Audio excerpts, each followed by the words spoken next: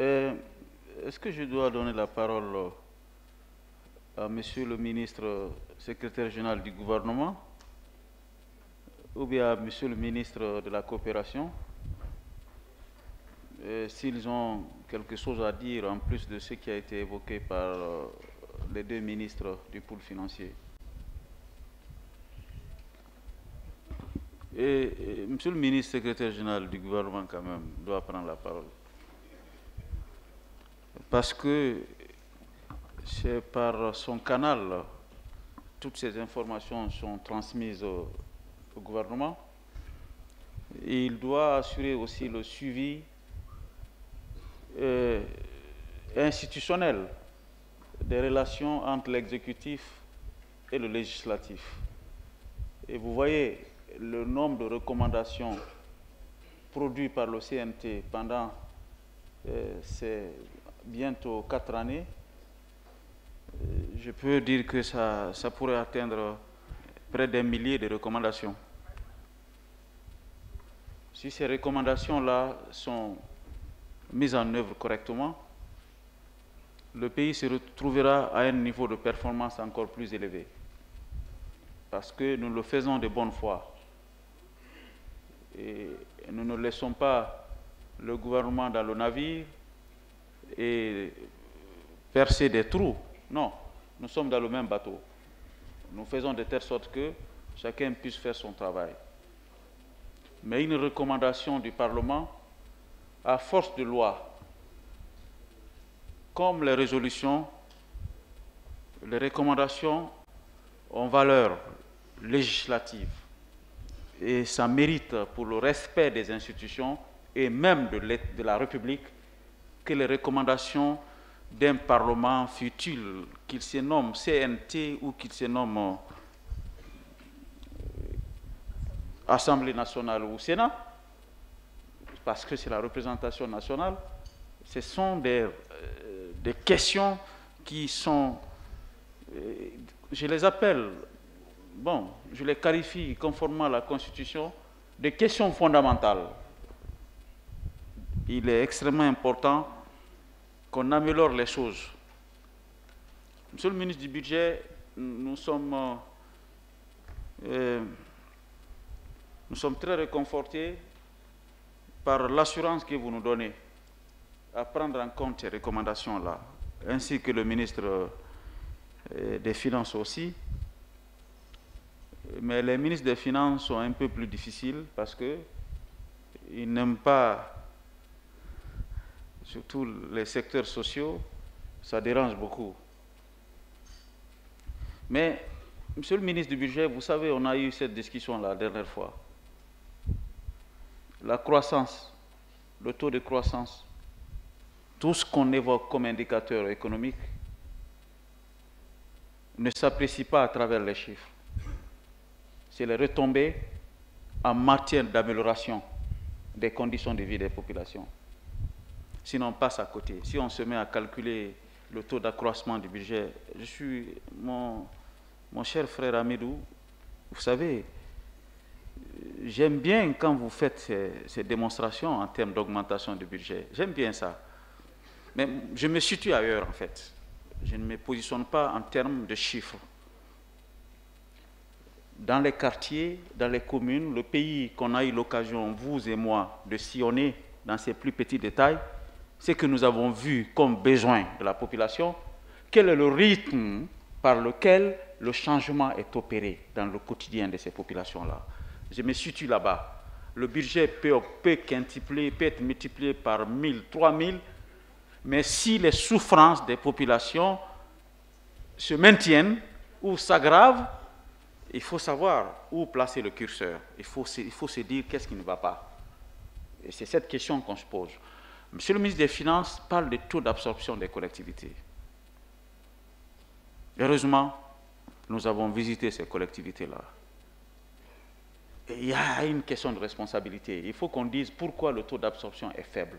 Non, devant la représentation nationale, on ne dit pas que le taux d'absorption ne les permet pas d'éponger ou d'épuiser le budget qu'on les donne, ou d'utiliser le budget qu'on les donne. Mais pourquoi le taux d'absorption est faible? Ce sont des mesures, c'est un dialogue institutionnel. Il faut des mesures structurelles pour corriger le fait que les collectivités ne peuvent pas absorber. Parce que si les collectivités n'absorbent pas leur budget, il y aura des écoles sous forme de hangars. Les enfants vont étudier sous des fromagers.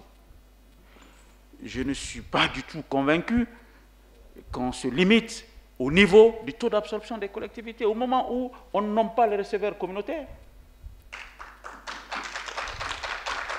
Qui va recevoir l'argent? Qui va gérer les ressources qu'on va les donner? Alors, si on ne veut pas que les collectivités utilisent l'argent, bah, d'accord, il n'y a pas de problème. L'État central n'a qu'à aller dépenser dans les collectivités. L'argent qui est destiné aux collectivités, ils n'ont qu'à construire des écoles, ils n'ont qu'à construire des foyers de jeunes et les infrastructures, les centres de santé, les infrastructures nécessaires pour les collectivités. Parce que la nomination des receveurs communautaires est un obstacle. Et cet obstacle-là, il n'est pas une fatalité. C'est notre responsabilité, parce qu'on ne veut pas que les collectivités bénéficient des fonds qu'il faut. Et le développement socio-économique ambitionné par le président de la République, Monsieur le ministre, vous avez parlé d'un Parlement humain. Parce que nous avons un président humain, un président de la République qui est humain, qui met l'être humain au-dessus de tout, qui sort dans les conforts du palais, qui se confronte aux réalités du pays, au quotidien des citoyens.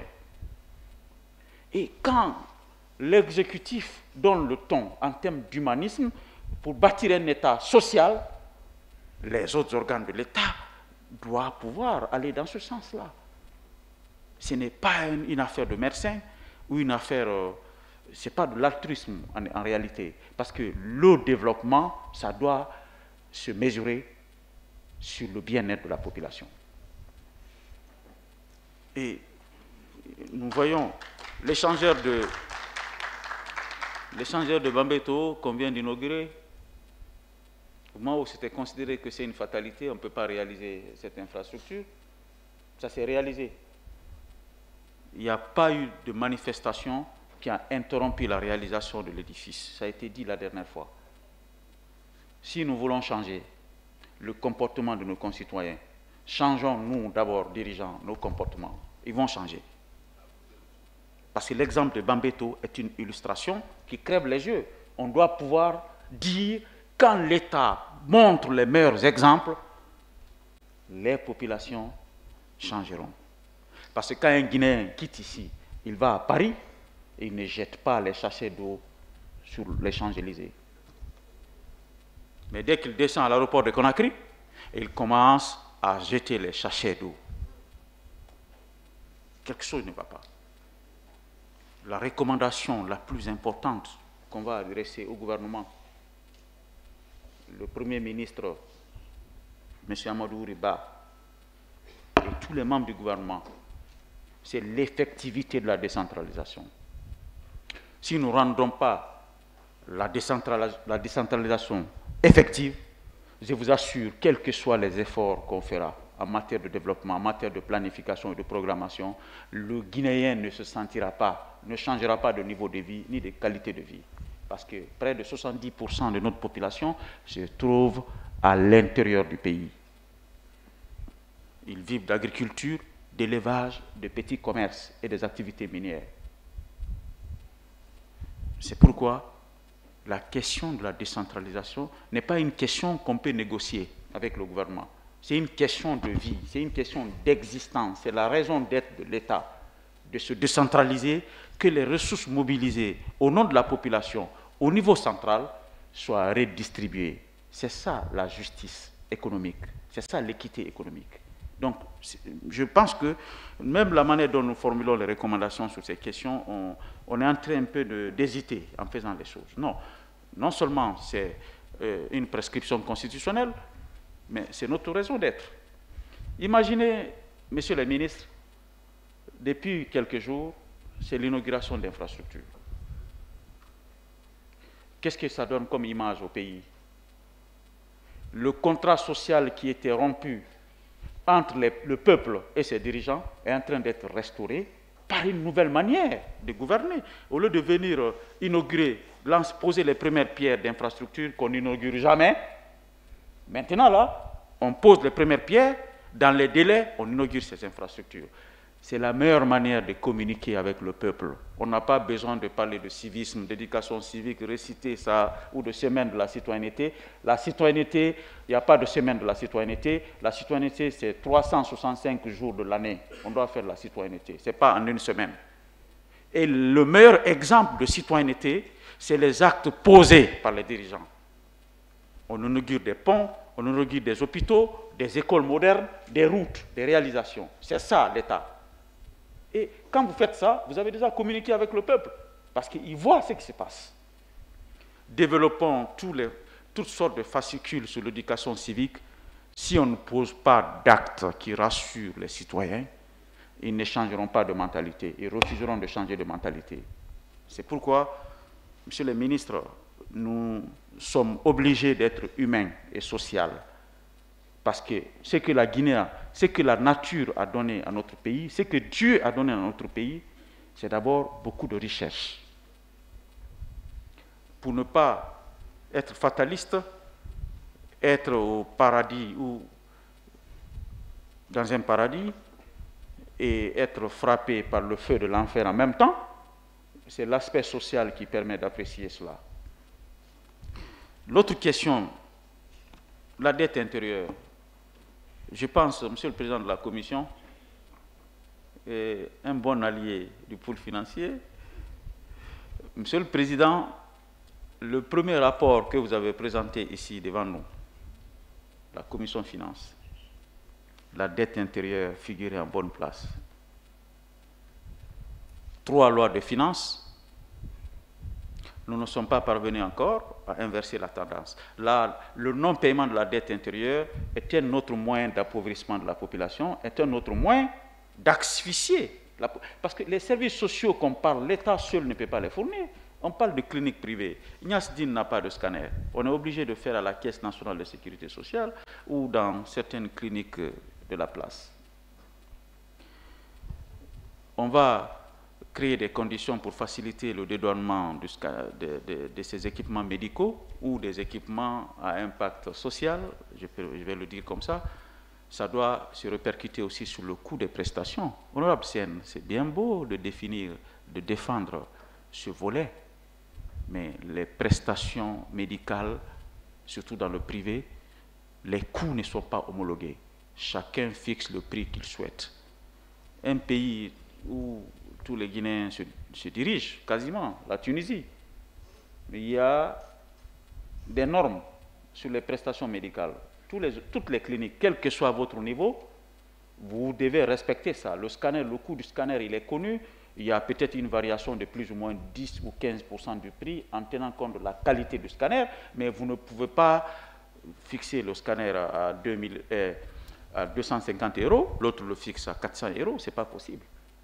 Donc, Monsieur le ministre, on est d'accord de faciliter ces exonérations-là, mais ceux qui bénéficient de ça aussi doivent s'humaniser en fixant des prix raisonnables.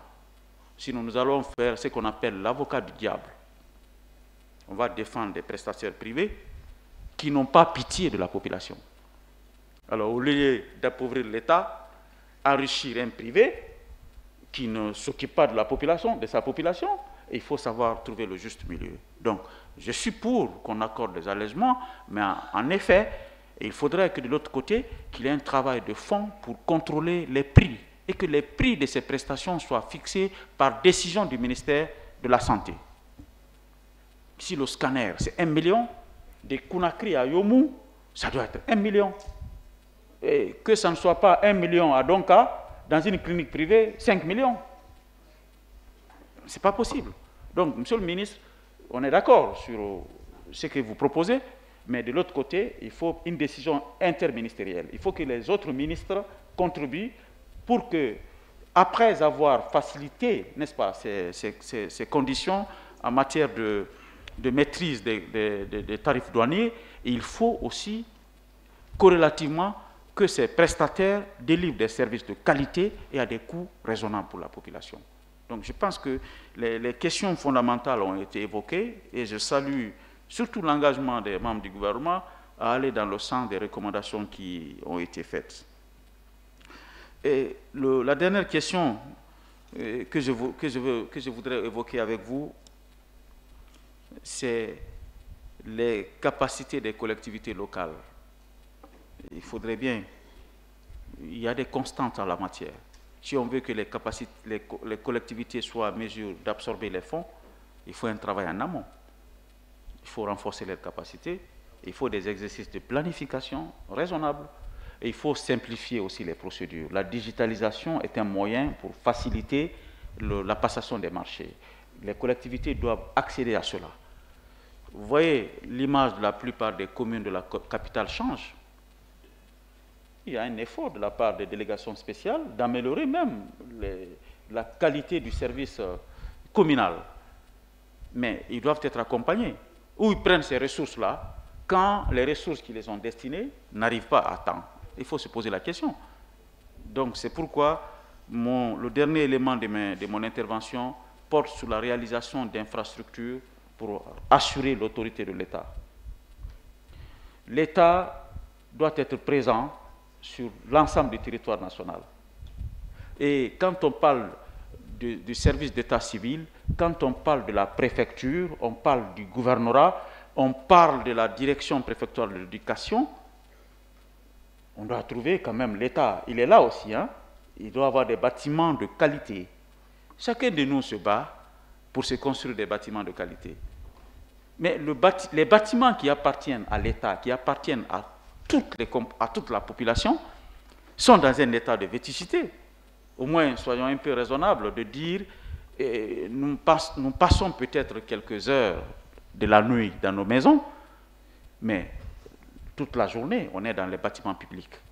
Et les citoyens qui sont pauvres, qui n'ont pas les moyens de se procurer de ces bâtiments-là, ils trouvent le confort en ayant dans une préfecture, dans un centre de santé, dans une école, où ils trouvent au moins les commodités qu'il faut pour des services publics de qualité. Je pense que l'un des éléments de la justice sociale, c'est aussi de travailler ensemble pour que la présence de l'État soit appréciable. Le respect de l'État dépend de la manière dont il se présente aux citoyens.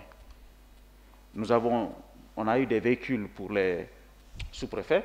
C'est la première fois, en tout cas à ma connaissance, peut-être le temps de Elas Mansa Moussa, il y avait des véhicules. Mais moi, c'est la première fois, en tout cas en ce qui concerne mon temps, de voir un sous-préfet avec une pick-up sortie d'hygiène. C'est la première fois. Alors, si on a pu faire ça, on peut donner à chaque sous-préfecture un bâtiment de qualité. Ça ne coûte pas assez.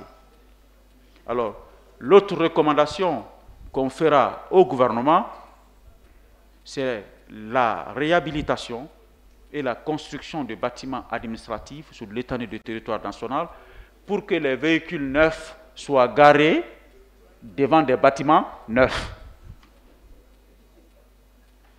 Si vous avez des véhicules neufs, vous n'avez pas de bâtiments appropriés, c'est comme si vous faites une semaine sans vous laver et vous portez un boubou neuf et propre. Le boubou, il est propre, mais vous sentez, parce que vous avez fait une semaine sans vous laver. Alors, le confort n'est pas là. Alors, les véhicules, on est d'accord, on salue la volonté qui a permis de donner ces véhicules-là, mais les véhicules doivent être garés devant des bâtiments qui honorent aussi notre administration locale. Alors, Monsieur le ministre du Budget, Monsieur le ministre des Finances, Monsieur le ministre de la Coopération, nous mettons quand même ces commentaires à votre disposition pour une fois rendre ce rapport-là digeste. Avaler avec un petit verre d'eau, c'est facile, ça peut passer. Mais la prochaine fois, il faudrait un vrai programme pour la construction, la réhabilitation et même la modernisation des bâtiments publics. Les gouvernorats, les préfectures, la plupart des préfets sont dans les villas Sili, en tout cas dans beaucoup de parties, d'autres sont dans des bâtiments publics dans le quartier. en location. Parfois, quand le bailleur se fâche, il menace le préfet de le mettre dehors. Alors, je pense que ce sont des sujets qui sont importants. Il doit avoir quand même ce qui représente l'État à l'intérieur du pays, le préfet représente le président de la République dans la préfecture. Il doit avoir aussi son petit palais qui correspond, n'est-ce pas, à l'envergure de sa mission républicaine. Donc, on a fait les recommandations pour les véhicules en ce qui concerne les sous-préfectures. Monsieur le Président de la République a accédé à cette demande. Nous faisons une autre demande. C'est cette demande de doter les préfectures, les régions, de bâtiments administratifs qui honorent le pays.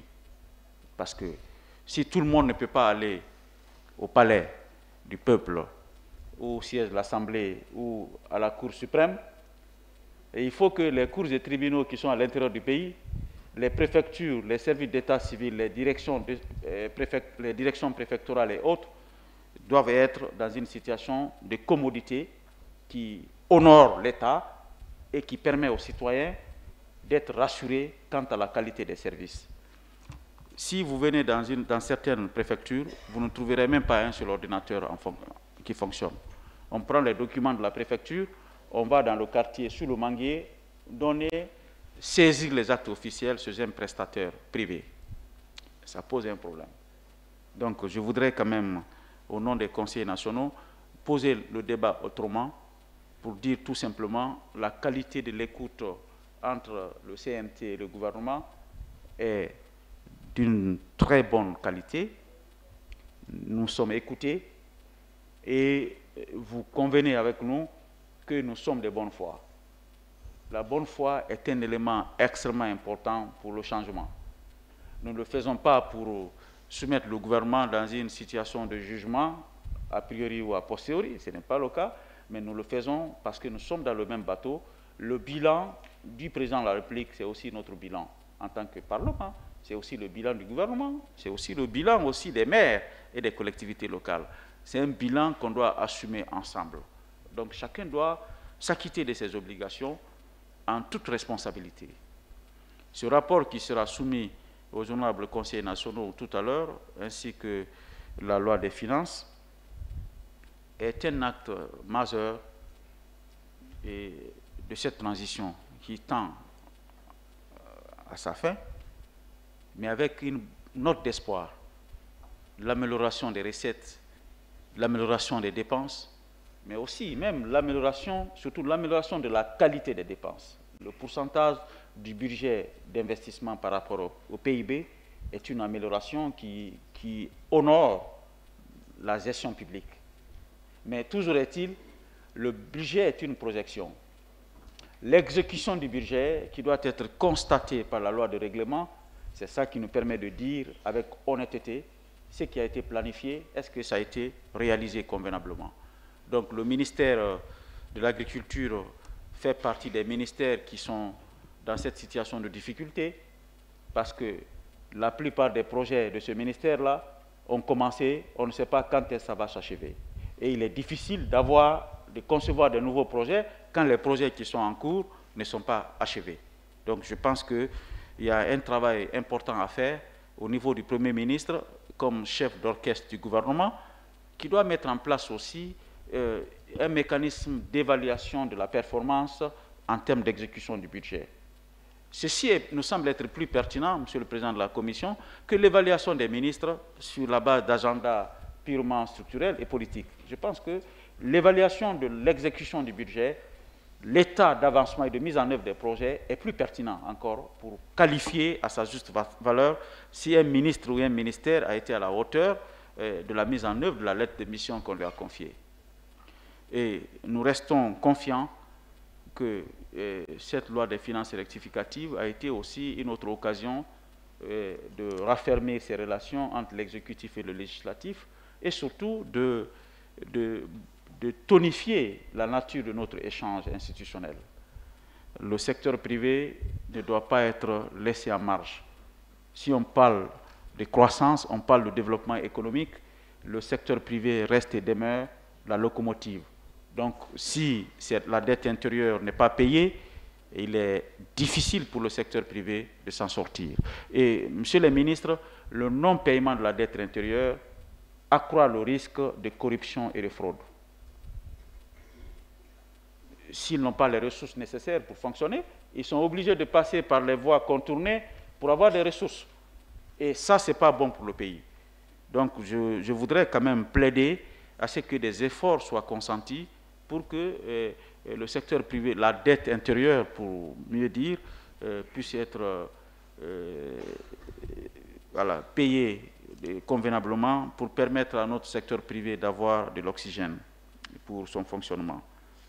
Et, honorables conseillers nationaux, c'est quelques éléments que je voudrais partager avec vous, juste pour récapituler les questions qui ont fait objet d'insistance. Monsieur le ministre, le cap qui a été fixé par le président de la République, c'est que la transition est sociale d'abord. On a commencé par le social, ensuite économique et politique. Cet ordre-là n'est pas fixé par hasard.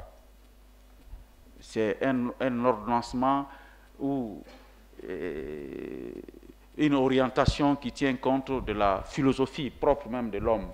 Donc, il est extrêmement important de considérer que l'axe social est l'axe prioritaire. Et ça commence par ça. Ensuite, l'axe économique et l'axe politique. Je pense que toutes nos recommandations doivent tenir compte de cet ordre-là, de l'ordre de préséance qui a été fixé par le président de la République comme orientation majeure de son programme de développement. Les forces de défense et de sécurité, je suis d'accord avec vous, le général Pépé Rosé, quand on parle d'un projet comme le Simandou, avec tous les investissements qui sont liés à Simandou, et l'écosystème social et économique que Simandou va créer, il faut la sécurité. Les zones de production minière sont des zones criminogènes par excellence. La prostitution, la débauche, la criminalité, la consommation de la drogue, le trafic d'armes même, se trouve dans ces zones-là. Alors, plus on parle de mines, il faut se soucier de la sécurité. Vous voyez déjà, même la réalisation du chemin de fer sur le corridor, le taux de criminalité a augmenté. La délinquance, la consommation de la drogue a augmenté dans ces zones-là. Je pense qu'il est extrêmement important que le Simandou, le programme Simandou, se focalise aussi, ou bien ait une attention par rapport aux questions de sécurité. Le chemin de fer, 650 km de chemin de fer, ça doit être surveillé, ça doit être sécurisé. Nos pays voisins sont déjà frappés par le terrorisme. On ne doit pas se dire que la Guinée est à l'abri de tout ça. Nous prions Dieu qu'on ne soit pas touché par ça, mais ce qui est déjà à la porte de ton voisin, vous devez prendre les mesures, tirer les leçons, pour ne pas que par effet de contamination, vous soyez touché. Donc c'est pourquoi les questions de défense et de sécurité sont des questions essentielles. Nous apprécions déjà toutes les acquisitions, j'y parviens enfin, pour les forces de défense et de sécurité, mais il y a d'autres éléments à prendre en compte, notamment la formation, le déploiement et l'équipement, surtout l'usage des technologies pour la surveillance de nos frontières et surtout la surveillance de ces sites stratégiques du Simandou. Prendre le minerai dans le Simandou jusqu'au port de Mouribaya, ça fait 650 km. Surveiller les 650 km, c'est plus long que surveiller la côte guinéenne qui fait 300 km. Donc vous voyez, en termes d'enjeux sur le plan sécuritaire, c'est plus important sur la ligne du Simandou que sur la côte maritime de la Guinée qui ne fait que 300 km. Alors, c'est inadmissible qu'on ait un tel programme avec un tel niveau d'investissement et que les questions de sécurité ne soient pas prises en compte de manière claire. Donc, pour une fois, je suis tout à fait solidaire aux propositions et aux recommandations faites par la Commission de défense et sécurité. Monsieur le Président de la Commission a raison, le budget de la défense a augmenté. Et ce qu'on peut mettre à l'actif de la gouvernance du président Mamadi Doumbouya, c'est que la défense n'est plus le premier budget, c'est le deuxième au moins. Avant, ça a été toujours le premier budget, c'est le budget des infrastructures et des travaux publics qui devient le premier budget. Ça, c'est salutaire en termes de tendance ou d'élan même de développement de la Guinée. Ceci est extrêmement important. Nous avons débattu ici dans les assemblées passées où c'est le budget de la défense, les dépenses militaires, qui étaient les plus élevées. Aujourd'hui, les dépenses les plus importantes et les plus élevées, c'est les infrastructures et les équipements. Ceci est une avancée quand même importante. Je conclus par ça et je remercie la commission de fonds et tous les honorables conseillers nationaux et surtout l'administration parlementaire. Et on ne dit pas ça assez. Le travail qui est fait en commission est soutenu par les cadres de l'administration parlementaire, les assistants, les directions qui contribuent en termes d'expertise pour aider les conseillers nationaux à réaliser ces travaux-là. Donc, je l'adresse en votre nom à tous ces cadres qui vous accompagnent, même les nuits tardives, et je les adresse aussi les félicitations. Et c'est aussi tous les conseillers nationaux. La commission finance ne peut pas faire un bon travail sans le soutien des autres commissions. Parce que c'est un travail de confiance, c'est un travail de contribution. Donc, toutes les commissions, les conseillers nationaux qui participent à ces travaux, on fait notre travail. Mais quand le travail est bien fait, ça mérite d'être félicité et encouragé. Donc, félicitations à tous les conseillers nationaux. Et Monsieur le ministre, messieurs les ministres, en effet, nous vous félicitons aussi pour la qualité de l'écoute et sur la qualité du dialogue. Ça peut être bloqué entre le Parlement et l'exécutif à tout moment. Ça peut arriver qu'on ait des crises qui s'installent parce qu'on n'est pas d'accord sur des détails. Je pense que si vous voyez que tout marche bien, c'est que nous avons tous une même volonté, c'est celle de bien faire. Et il y a les cadres qui ne prennent pas la parole à l'occasion de cette plénière, qui sont derrière vous, mais rassurez-vous, n'eût été leur perspicacité, il est difficile d'avoir des délibérations comme ça sur la loi des finances. Le directeur général du budget, je vais le citer, celui du Trésor, le directeur national des investissements publics, le directeur de la douane, la liste est longue. Et il y a quel autre? Ah, Madame la directrice des impôts.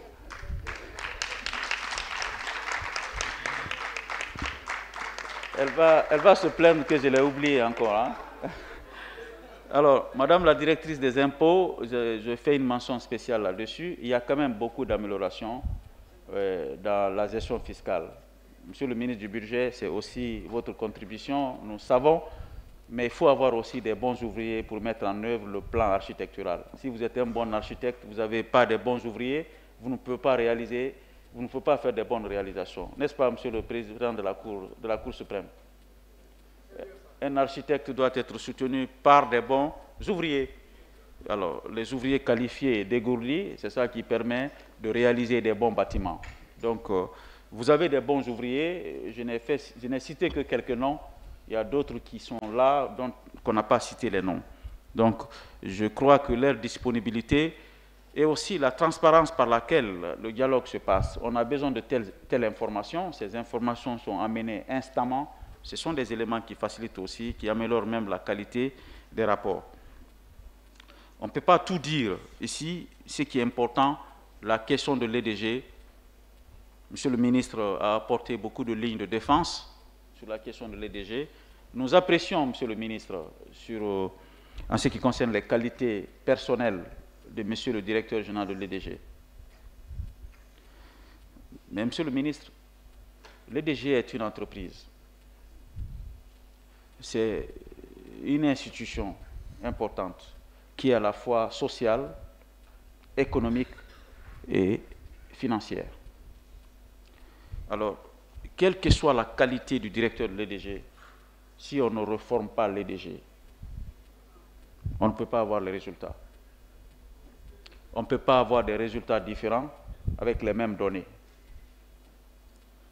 Il faut accepter. Nous avons déjà un homme à la tête de l'EDG qui a des grandes qualités managériales, mais il faut que l'État aide le directeur de l'EDG à reformer l'EDG pour faciliter. Sinon, ce qui risque de se passer, on va féliciter le directeur cette fois-ci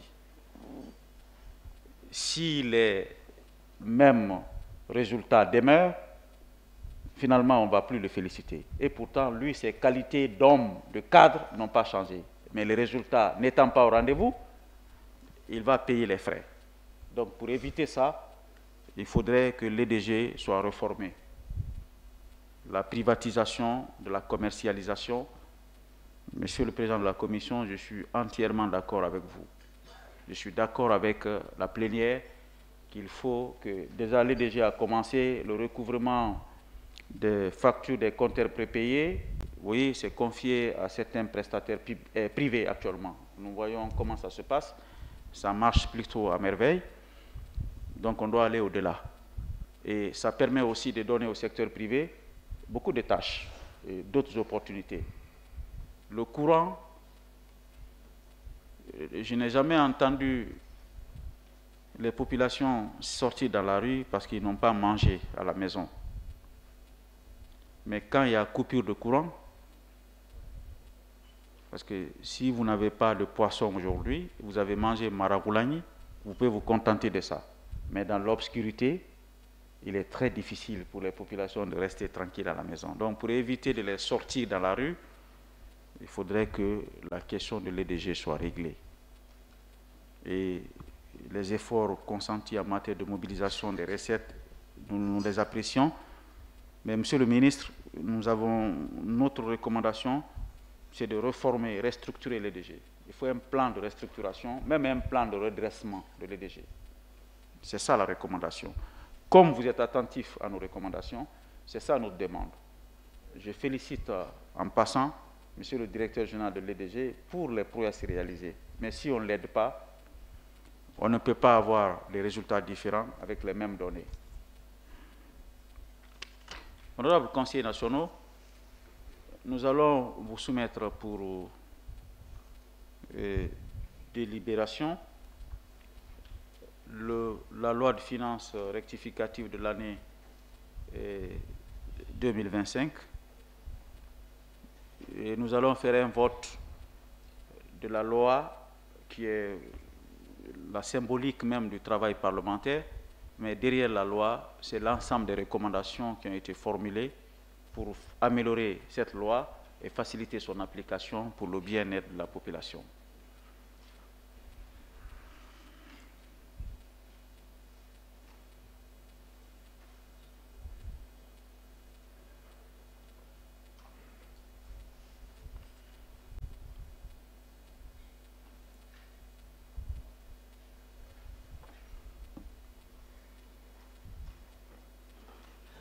Monsieur le ministre de la Coopération nous a rassuré que la route Mamou-Labé, je ne commencerai pas par Mamou-Farana parce qu'il y a des opposants dans la salle.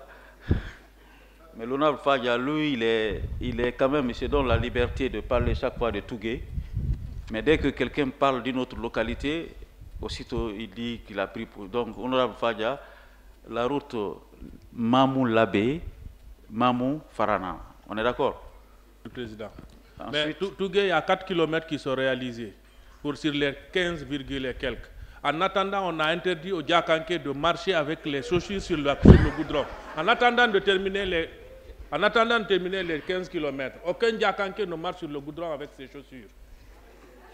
Parce que ça tarde encore à venir, Monsieur le Président. bon. Monsieur le Président, nous allons faire à Gawal de même. On va interdire aux peuls de marcher sur le goudron. Il y a des goudrons à Gawal? Oui, il y en a. Ok, c'est bien. Donc, je voulais dire, Monsieur le ministre de la Coopération nous a rassurés sur... non, de la coopération, parce que j'ai eu l'occasion de discuter avec lui en aparté sur la situation d'une autre route, la route d'Abola-Farana et la route Kissidou-Kankan. Ce sont des routes qui sont des routes historiques, parce que malgré la volonté de la Première République, on n'a pas pu poser le goudron sur ces routes-là. C'est comme la route Kindia-Télémélé, naturellement. Il y a d'autres routes. Gawal, bon, ça c'est déjà... On peut considérer que c'est presque un acquis. Voilà. Non, non, soyez sûr que c'est un acquis. Nous avons ratifié la convention déjà. la mise en œuvre de ces projets, ça demande un peu de temps. Il y a le temps de passation. Il y a beaucoup d'éléments qui rentrent en ligne de compte. Je considère que c'est un acquis. Donc, je donne la parole à la secrétaire parlementaire pour nous lire le contenu du projet de loi de finances rectificative de l'année 2025.